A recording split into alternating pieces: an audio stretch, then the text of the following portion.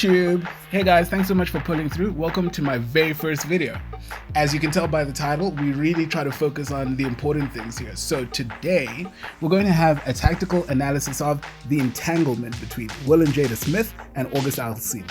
For those of you unaware of what happened, here's a TLDR.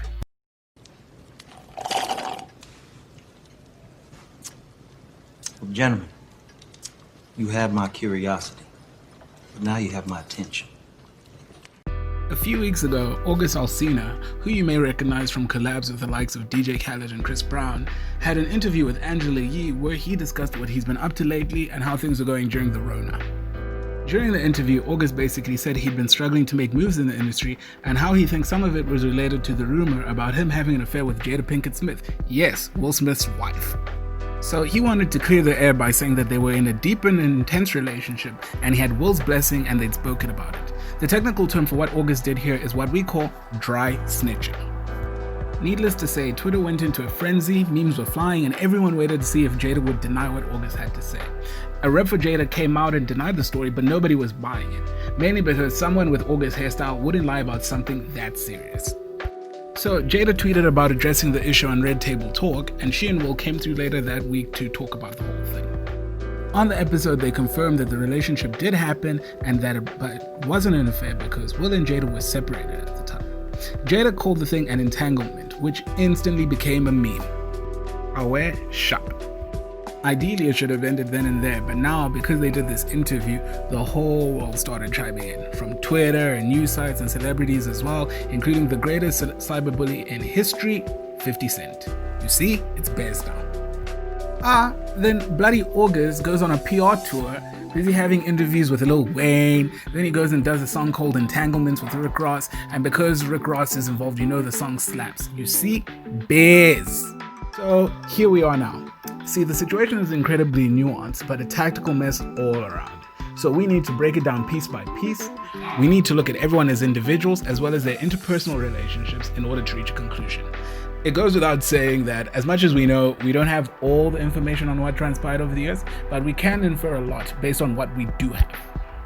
Okay, so August is a good-looking and talented young man, so we can fully understand why Jada would be attracted to him. I'm also very glad that in this situation, he spoke his truth and he was vindicated. I mean, like I say, people with those kind of hairstyles don't have the time to lie, so awesome, good for him. Hopefully this whole thing means that now he won't be experiencing any career challenges now that the room has been put to bed. I mean, he was able to get this Rick Ross feature in double time, so again, good for him. Look, I mean, absolutely. I feel like when you experience a certain type of experience on this planet and you experience a certain type of love, you, I will always have love for her.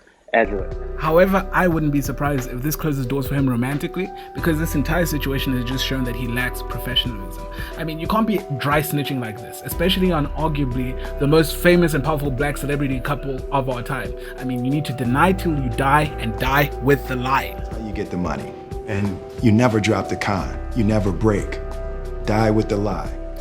He could have just said that the rumor wasn't true, that he has a ton of respect for Will and Jada, and they all remain good friends.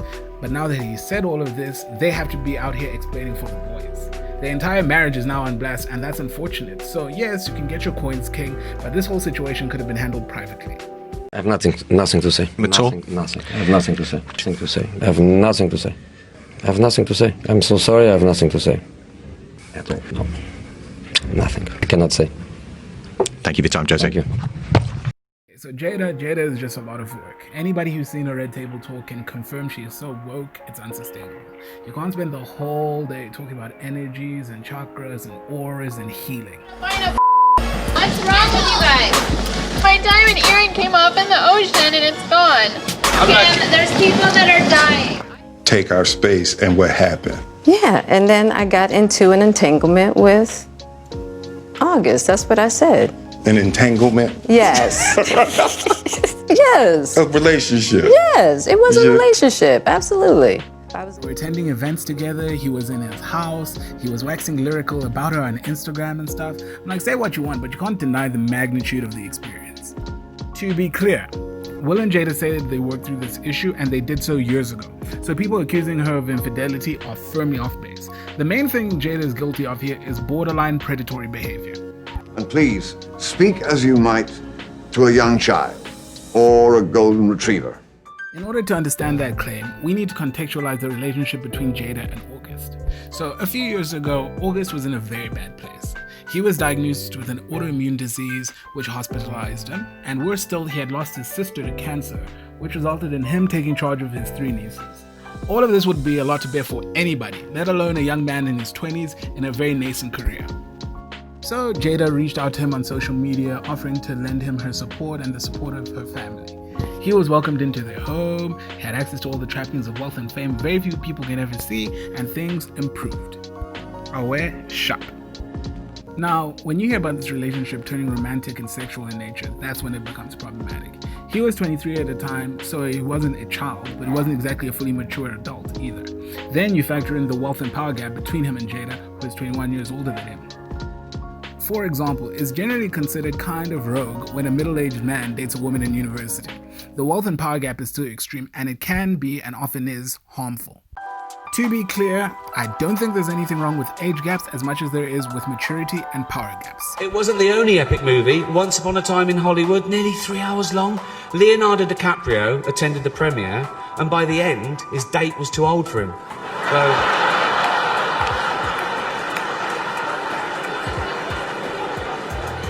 Even Prince Andrew's like, come on, Leo, mate, you know, you're nearly 50, son. It's a running meme about how Leonardo DiCaprio only dates models under the age of 25, but it's actually kind of creepy. Like, his latest girlfriend started dating when she was 19, and he was 43. No big deal, just arguably one of the richest, most powerful celebrities in the world dating a model half his age. Good times. Except, what's this I'm hearing? He's known her since she was 9 years old, and she's Al Pacino's niece. You see, it's Bears now. And it all started with him just needing some help. You know, me wanting to help his health, his mental state. Because for me, that was the thing. When Og first came around, he was really sick. He was really... The best equivalent I can think of is a doctor starting to date one of their patients. I mean, you saw this in Grey's Anatomy a bunch of times. With Denny and Izzy, and Alex and Ava, Teddy and Sam. This person's life is literally in your hands. So I'm really not surprised August imprinted so deeply on Jada and how he speaks about the situation. Yes, everyone involved was a consenting adult, and it's not exactly illegal, but it's still pretty weird. Analyzing Will's role in this whole thing allows us to look at the key tactical misstep of the entire situation, which was having the red table talk to begin with. Because by addressing the situation publicly, now they've invited the rest of the world into their private family affairs. Reasons why I wanted to come to the table is the media, the headlines. We specifically never said anything. Yes. We were purposely not saying anything. Any headline that says Jada said or Will said or the Smith said is not true. We specifically never said. And now that they've done so, he feels like the husband at the press conference. So what's that? Basically, the male version of the wife at the press conference, who sits there to affirm that they support their partner who's just been caught in a compromising situation. Alicia Florrick, the good wife, Hillary Clinton, Vanessa Bryant, you know the vibes. The talk was great because Will affirmed that they had worked through these issues, they love each other, they're in this for life, and all that other good stuff, which is fantastic, and they're moving forward, and that's good, but by addressing it publicly, the rest of the world is getting open access to take shots. Lean in, place your hand on the small of her back, and say it in her ear like a secret. But watch your hand placement. Too high says, I just want to be friends. Too low says, I just want to grab some ass. Okay. Friends, ass. It's been a meme for years that Will and Jada are in an open marriage. Will is excessively cozy with some of his female co-stars, and this has always fueled rumors. Ooh, okay. Maybe you have to reveal one of these. Oh no, you already revealed the question. We don't have to, but I would. No, that's not how I cannot reveal this question. Really? No, I cannot. No, absolutely not. I can tell you the answer though, and the answer is Will Smith.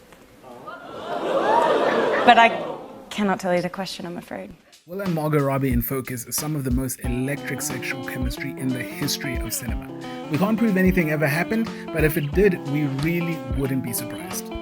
In any case, until this red table, nobody could prove a thing. But now that it's out here, we're all free to speculate.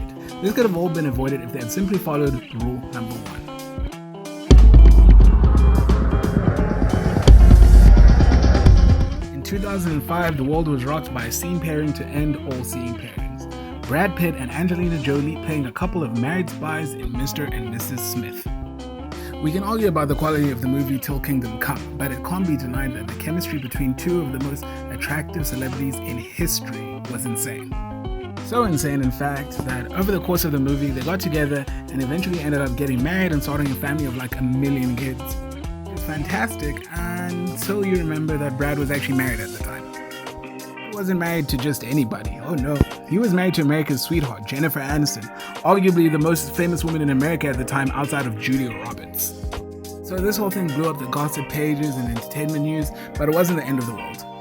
And it wasn't the end of the world because Brad followed rule number 1. And rule number 1 is, don't explain. You spend too much time worrying about what other people Rule number 1 doesn't mean you shouldn't take accountability. It simply means you should only be accountable to people who matter. In Brad's case, he was only accountable to Jennifer because that was his wife, who he made a vow to. Angelina was just a single, top-tier baddie living her life. She and Jennifer weren't friends, they're not colleagues, so she really didn't owe her anything. Brad's marriage was Brad's responsibility and he acted accordingly. To the best of my knowledge, he and Angelina have never addressed the situation publicly or explained exactly what went down, and as a result, we all just had to accept the situation and move on with our lives. The technical term for this is elite mentality. Don't look at me like I owe you anything. Will and Jada are accountable to each other, Jada and August are accountable to each other, and that's how it should have been from the beginning. I'm glad that it wasn't because obviously we wouldn't have all these memes and this content, but it sucks because now they have to keep dealing with this.